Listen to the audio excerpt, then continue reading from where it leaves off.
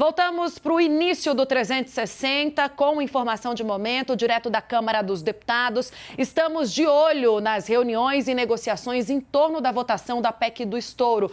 O que vai chegar hoje no plenário da Câmara? Qual vai ser o desenho? De acordo com informações recentes, fizemos aqui um esforço de vários braços para tentar entender, junto com os líderes, mais de 20 pessoas presentes na reunião com Fernando Haddad e com Arthur Lira, o que vai sair de acordo. O que a gente tem até o momento é que houve um consenso em torno da diminuição do tempo de vigência do relaxamento do teto, que chegou do Senado com 2 anos e pode passar agora para 1 ano. Vamos falar com ela, Carol Rosito, ela está em loco, tem informações, tem acesso, Carol, aos líderes e parlamentares que a todo momento passam aí pelo Salão Verde. É contigo, Carol, o que é que deve chegar hoje a plenário, hein?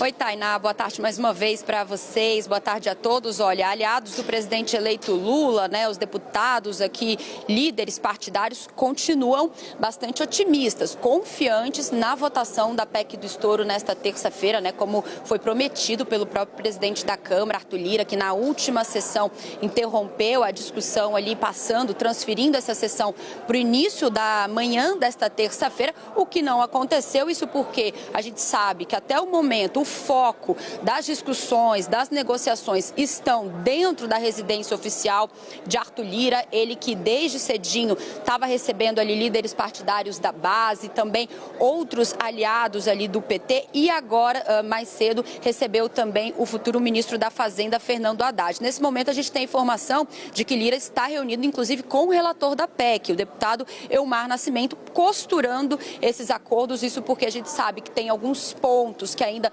estão em definição, de fato, esse consenso está sendo buscado, principalmente em relação ao prazo da validade da PEC. Lá no Senado, vamos lembrar, os senadores aprovaram a vigência da PEC por 2 anos, garantindo o Bolsa Família com essa ampliação do teto por 2 anos, mas a intenção de deputados aqui na Câmara é reduzir isso para, no máximo, 1 ano e, a princípio, existe esse consenso para que isso seja modificado. Aquele valor de 145 bilhões de reais da ampliação do teto, isso deve ser mantido. Mas, além disso, as recentes decisões do Supremo Tribunal Federal também foram vistas ali como uma interferência ou entrave para o início dessa discussão da tramitação da PEC aqui na Câmara dos Deputados. A gente vinha acompanhando também o julgamento lá no STF, que, de uma certa forma, o presidente da Câmara dos Deputados estava aguardando a decisão do Supremo em relação à constitucionalidade, a análise da constitucionalidade das emendas de relator, e ontem o STF decidiu, então, que essa emenda de relator ela é inconstitucional. Agora,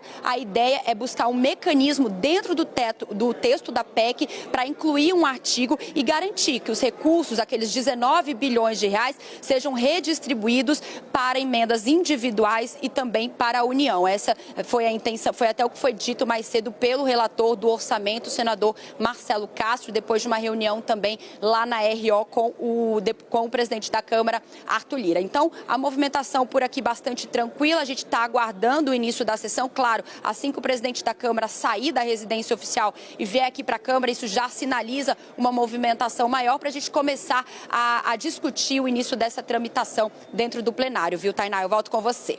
Carol, obrigada pelas informações. Chama a gente, tá? Quando tiver novidade, aí a gente coloca você ao vivo de novo. Claro, espaço aberto.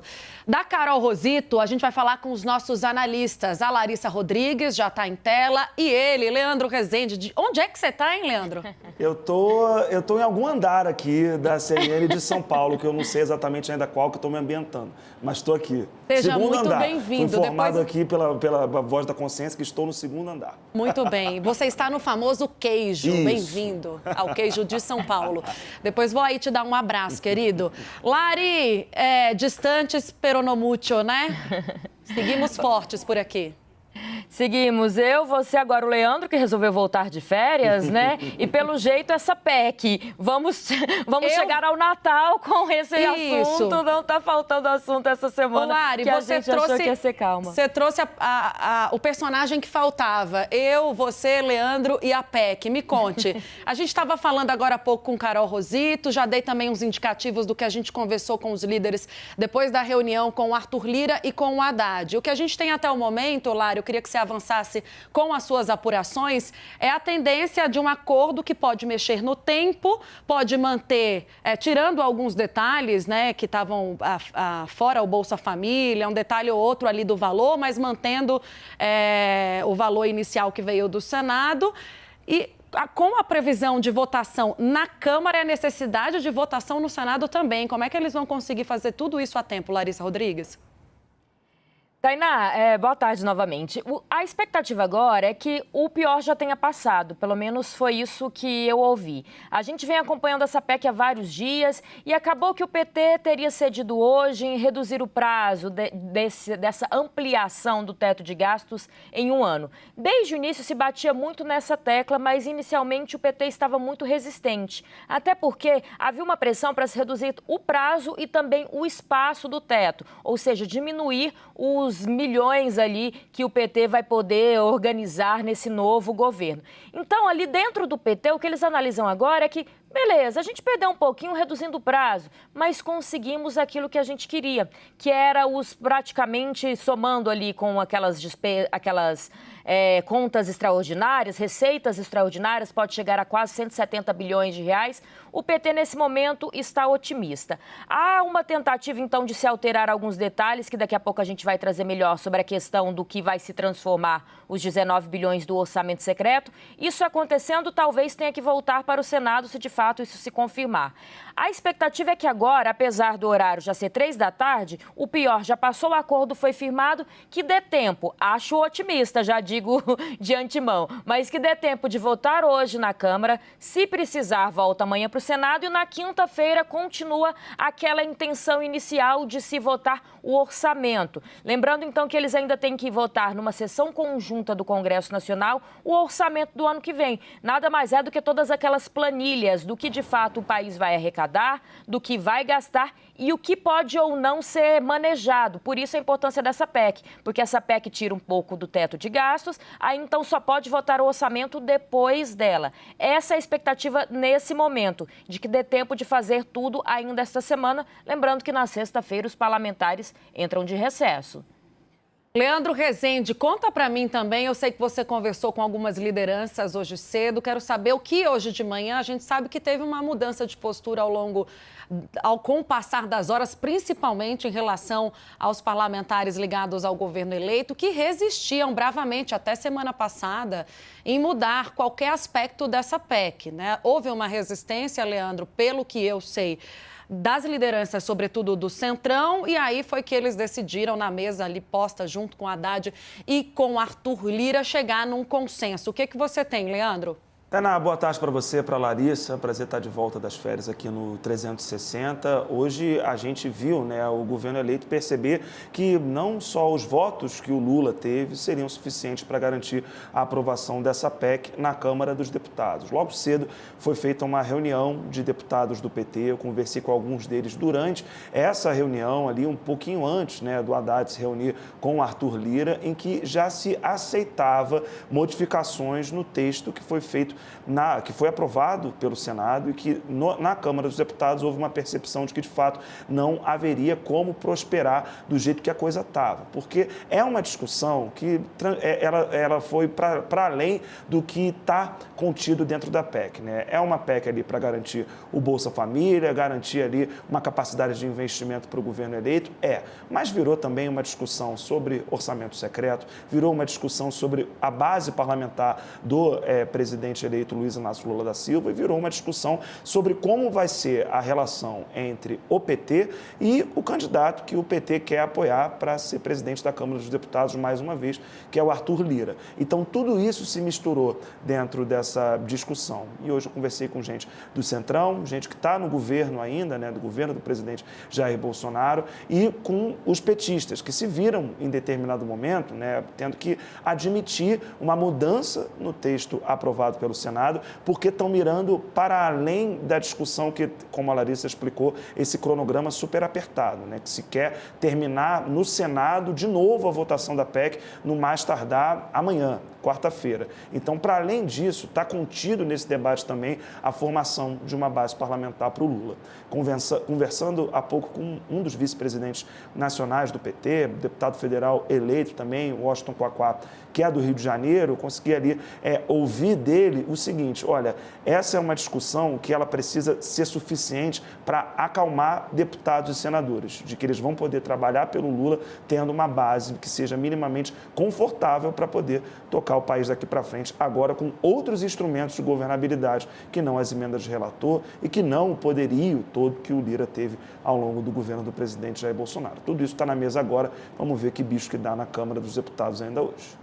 A gente vai aguardar, gente, a chegada. Para quem está vindo agora para o 360, são 3 horas e 19 minutos. Estamos discutindo o texto que deve chegar ao plenário da Câmara dos Deputados da chamada PEC do estouro, que vai abrir espaço para um Bolsa Família maior, para transformar o Auxílio Brasil num Bolsa Família de R$600 e assim chancelar uma das principais promessas de campanha do presidente eleito, Luiz Inácio Lula da Silva. O que a gente estava conversando até agora, eu, Larissa e Leandro, era dessa dificuldade de consenso em torno do texto. Os líderes do Centrão, sobretudo, resistiam a aprovar a proposta que veio do Senado Federal e, por outro lado, até a semana passada, vocês acompanharam que a votação deveria ter acontecido na quinta, não aconteceu por falta de consenso.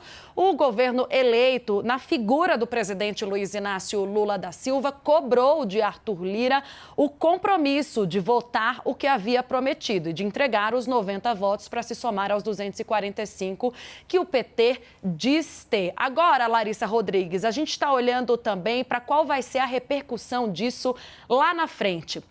Eu já fiz essa pergunta hoje a algumas lideranças. Você também deve ter questionado parlamentares sobre o mesmo assunto, que é como é que fica a posição de Arthur Lira? É possível um nome que vá disputar a Câmara dos Deputados com Arthur Lira? O PT prefere não arriscar, vai manter esse apoio em fevereiro do ano que vem? E de que depende esse apoio, não é, Larissa? Já que, por outro lado, Arthur Lira, na visão de muitos petistas, também, em muitos momentos, inclusive na reunião que ele teve no domingo com Lula, tem esticado a corda para garantir espaço no próximo governo. Tainá, o que eu ouvi é que, apesar de tudo, Lira continua sendo o grande favorito. E o PT sabe disso. Claro que tem sempre umas movimentações, o PT ensaia, quem sabe a gente pode lançar alguém, mas Lula teria combinado com Arthur Lira de que isso não aconteceria. E Arthur Lira, por um lado, é conhecido como aquele que cumpre acordos e Lula também tem esse reconhecimento por parte de parlamentares do Centrão.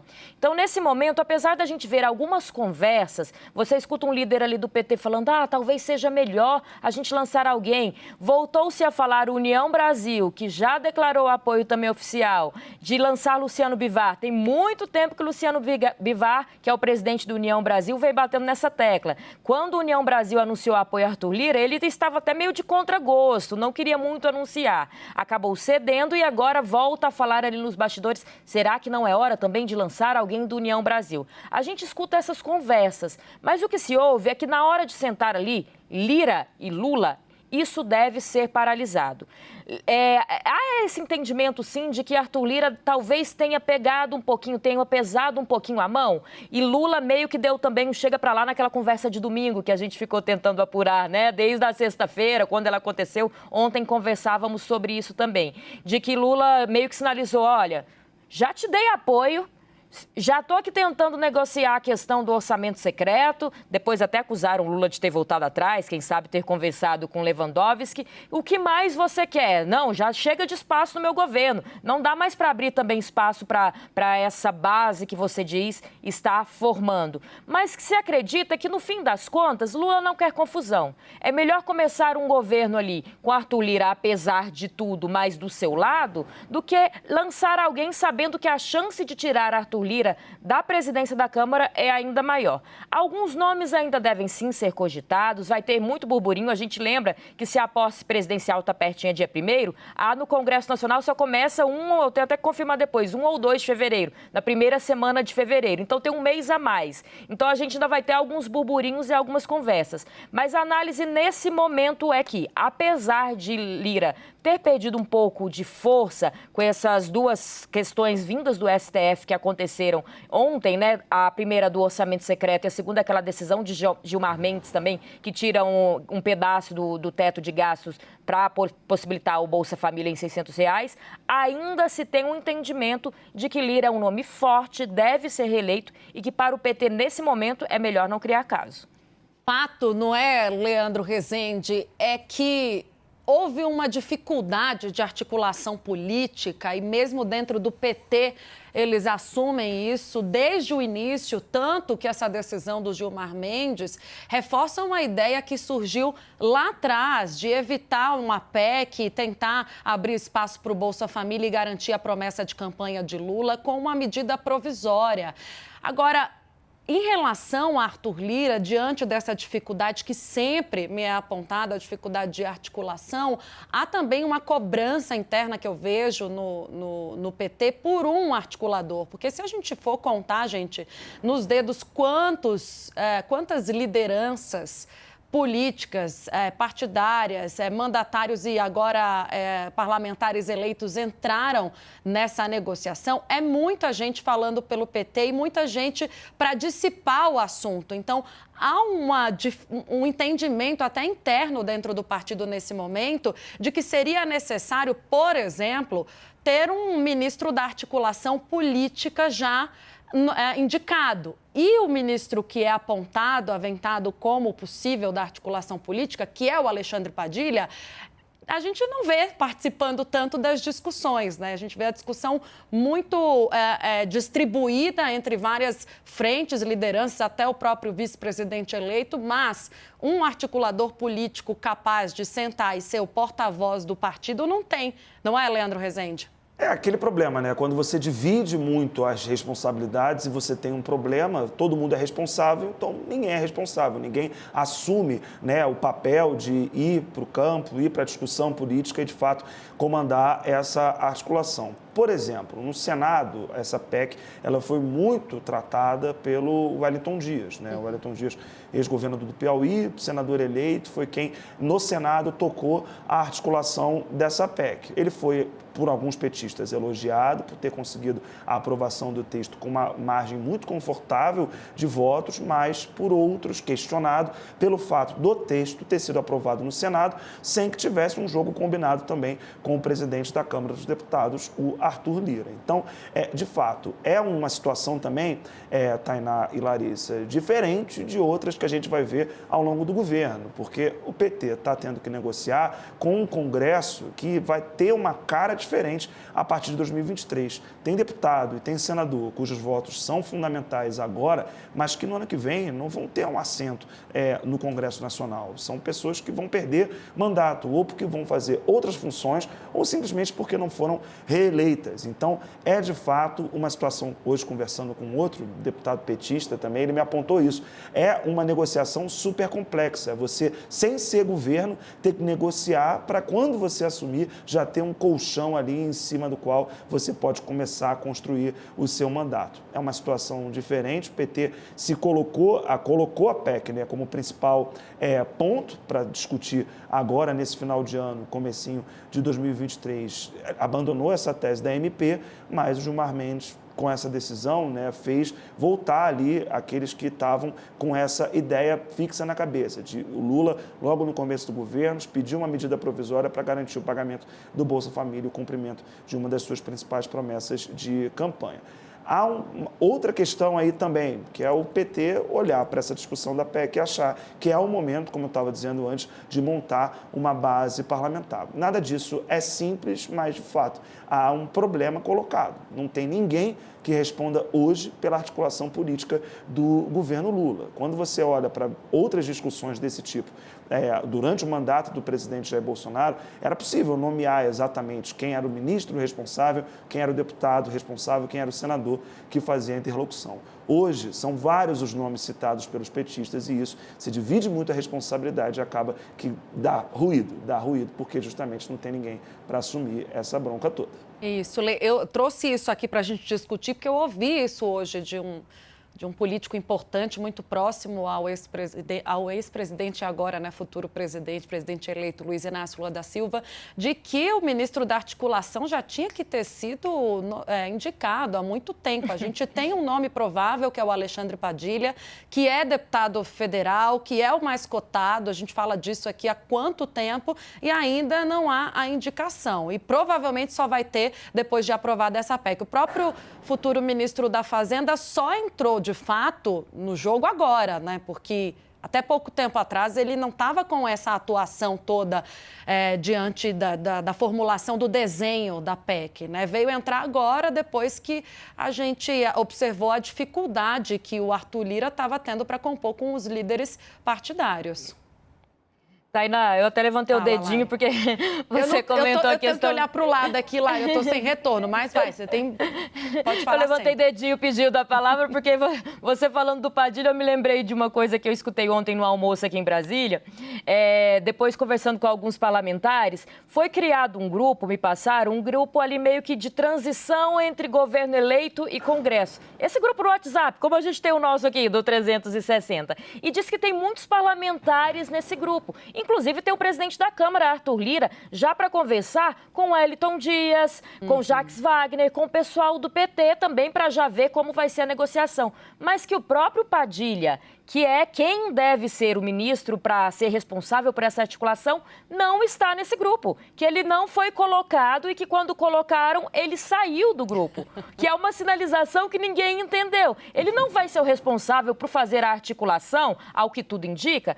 Aí agora já começamos a nos questionar e estamos tentando, né, essa informação. Vai ser outro ministro ou será que ele está aguardando um momento enquanto ministro de fato, né, empossado para poder entrar nessas articulações? Mas tive essa crítica vindo, inclusive, diretamente do pessoal ligado a Arthur Lira, que quem deveria estar fazendo essa articulação não está fazendo. E Rui Costa, por exemplo, que vai ser ministro, já foi anunciado, há uma crítica ali que ele é muito bom gestor, mas que falta ele articulação. Por isso seria criado essa outra pasta para cuidar da articulação. Mas quem vai cuidar dessa articulação, se de fato vai ser Alexandre Padilha, ainda não está nas negociações, não.